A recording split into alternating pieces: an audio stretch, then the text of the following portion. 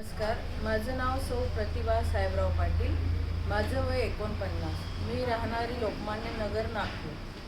मला गेल्या वर्षी 2022मध्ये डिसेंबर महिन्यात अचानक माझे पूर्ण सांधे दुखायला लागले आणि मला चालता येत नव्हतं. मला हाताने कोणत्याही प्रकारचं मुवमेंट करता येत नव्हतं. मी ह्या दवाखान्यात आली. मला डॉक्टर स्वानंद जोशी सर यांनी मला ट्रीटमेंट दिली. त्या ट्रीटमेंटमध्ये मला सरांनी त्यांच्या औषधीसोबतच त्यांनी मला पंचकर्म करायला लावलं. त्याचबरोबर मला त्यांनी अग्निकर्मही दिलं.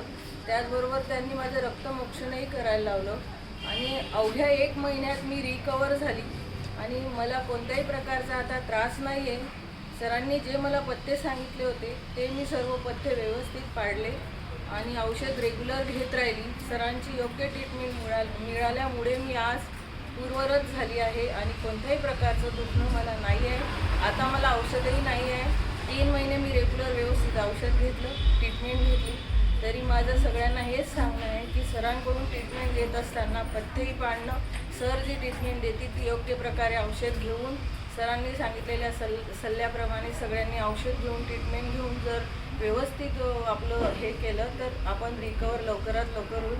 मी सरांना धन्यवाद देऊ इच्छिते की मला सरांनी पूर्ववत केल्याबद्दल त्यांची मी खूप खूप आभारी आहे.